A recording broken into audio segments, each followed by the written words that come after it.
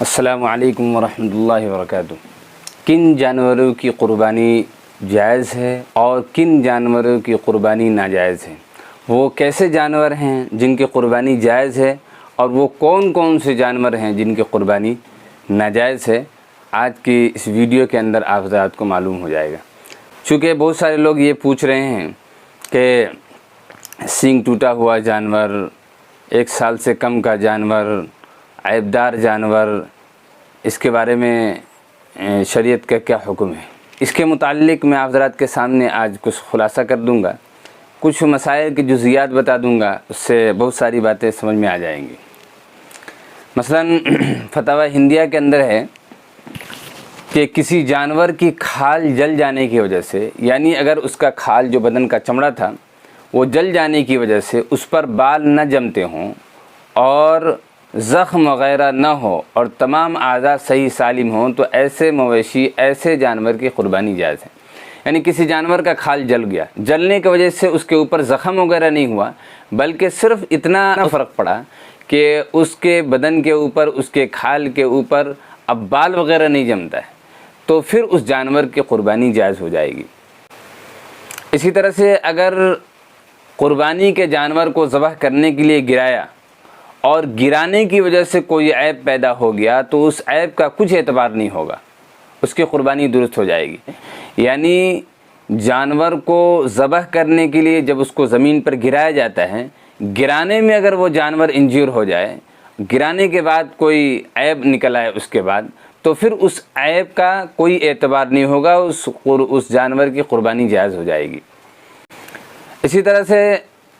شامی کے اندر ہے کہ جو جانور ناپاکی غلاظت کھاتا ہے، جس جانور کو ناپاکی کھانے کی عادت ہو، گندگی کھانے کی عادت ہو،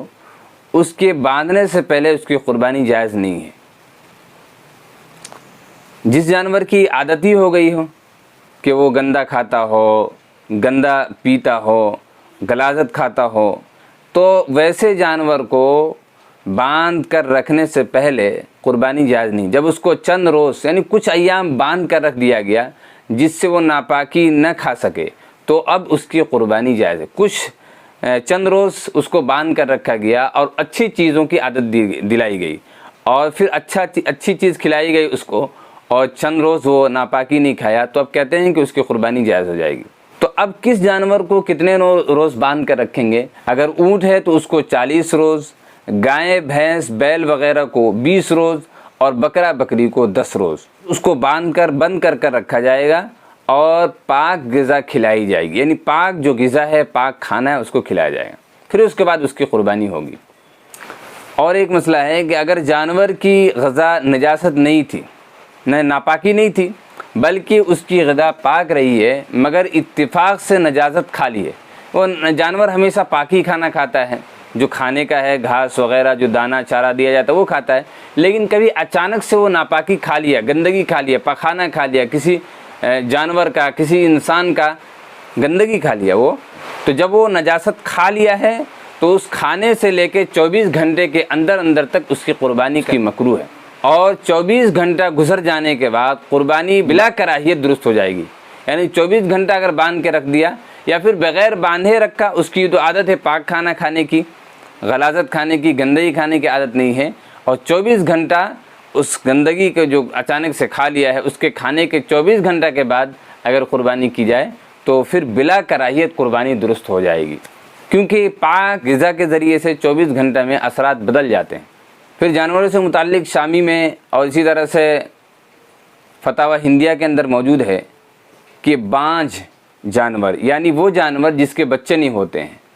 اور سینگ ٹوٹے ہوئے جانور کی قربانی درست ہے۔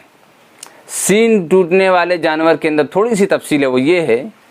کہ اس کا سینگ اگر جڑ سے ٹوٹ گیا ہو اور ٹوٹنے کی وجہ سے اس کا گودا جو ہے وہ دکھتا ہو، تو پھر ویسے جانور کی قربانی درست نہیں ہوگی، اور اگر جڑ سے نہ ٹوٹا ہو تو پھر اس کی قربانی درست ہو جائے گی۔ اسی طرح سے اگر کوئی جانور ایسا ہو جس کا کان لمبائی میں چرا ہوا ہو، اس کے کان میں آر پار سوراخ ہو، یا پھر اس کے کان میں آر پار جو سوراخ وغیرہ کرتے ہیں آج کل جیسے کر رہے ہیں، یہ آگے کی طرف سے کچھ حصہ کاٹ کر یا پیچھے کی طرف سے کچھ حصہ کاٹ کر لٹکا ہوا ہو اور لٹکا ہوا چھوڑ دیا جائے تو اس کی قربانی بھی درست ہو جائے گی۔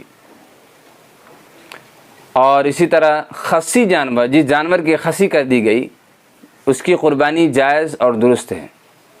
بلکہ اس خصی جانور کی قربانی زیادہ بہتر اور افضل ہے، کیونکہ آپ صلی اللہ علیہ وسلم نے خصی جانور کی قربانی فرمائی۔ یہ حدیث مشکات شریف کے اندر بھی ہے۔ اسی طرح سے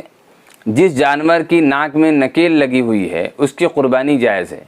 کیونکہ نکیل لگانے کے لیے ناک میں سوراخ کرنا یہ کوئی ایسا عیب نہیں ہے جس سے جانور کی منفعت یا اس کی خوبصورتی ختم ہو جائے۔ اگر جانور کی منفعت نہیں ختم ہوئی ہے، یعنی جانور سے جو نفع اٹھانا ہے وہ نہیں ختم ہوا، اسی طرح سے اس کی خوبصورتی بالکل ختم نہیں ہوئی، تو ویسے جانور کی قربانی درست ہے۔ اچھا، یہ تو رہے وہ جانور جن کی قربانی جائز ہے، اسی طرح وہ جانور جن کی قربانی درست نہیں ہے۔ وہ جانور جن کی قربانی درست نہیں ہے، وہ کون سے عیبدار جانور ہیں جس کی وجہ سے قربانی ناجائز اور درست نہیں ہے؟ یہ بھی سامی وغیرہ میں ہے کہ جس جانور کی ناک کٹی ہو اس کی قربانی درست نہیں ہے۔ ناک کٹے ہوئے جانور کی قربانی درست نہیں۔ بکرے کی اگر زبان کٹی ہوئی ہے تو اس کی قربانی کی اجازت ہے، اور اگر گائے یا بھینس کی زبان کٹی ہوئی ہے جس سے وہ چرنے پر قادر نہیں تو اس کی قربانی جائز نہیں ہے۔ اس کے اندر حکمت یہ ہے کہ بکری اور بکرا دانت سے کھاتا ہے اور گائے بھینس زبان سے کھاتے ہیں۔ آپ نے دیکھا ہوگا کہ وہ زبان سے جگالی وغیرہ کرتے رہتے ہیں، یہ اس کی حکمت ہے۔ اسی طرح دوسرا مسئلہ ہے کہ جس جانور میں دانت بالکل نہ ہو اور وہ چرنے پر قادر نہیں ہے تو اس کی قربانی جائز نہیں ہے۔ جس جانور میں دانت بالکل نہ ہو اور وہ چرنے پر، چارہ کھانے پر قادر نہیں ہے تو پھر اس جانور کی قربانی درست نہیں ہے، اور اگر چرنے پر قادر ہے تو اس کی قربانی جائز ہے۔ اسی طرح اگر کچھ دانت گر گئے لیکن زیادہ باقی ہیں تو اس کی قربانی درست ہوگی۔ حلال جانوروں میں جو جنگلی جانور ہیں، مثلا ہرن، نیل گائے، باراسنگا وغیرہ، ان کی قربانی جائز نہیں ہے۔ ان کو کسی نے اپنے گھر لا کر پالا ہو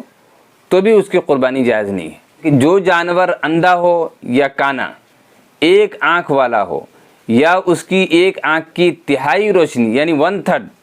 یا اس سے زائد جاتی رہی، یا ایک کان تہائی یا تہائی سے زیادہ کٹ گیا، کسی جانور کا کان جو ہے 1/3 کٹ گیا ہے، یعنی 3 حصے میں ایک حصہ کٹ گیا ہے، یا اس سے زیادہ، تہائی سے زیادہ کٹ گیا ہے، تو اس کی قربانی درست نہیں۔ اسی طرح سے دم کا بھی مسئلہ ہے جانور کا، کہ دم کا 1/3 یعنی تہائی حصہ کٹ گیا یا تہائی سے زیادہ کٹ گیا تو ایسے جانور کی قربانی درست نہیں۔ دوسرا جزیہ ہے جو جانور اتنا لنگڑا ہے کہ فقط 3 پاؤں سے چلتا ہے، چوتھا پاؤں رکھا ہی نہیں جاتا زمین پر، یا پھر چوتھا پاؤں رکھتا تو ہے لیکن اس سے چل نہیں سکتا، تو اس کی بھی قربانی درست نہیں ہے۔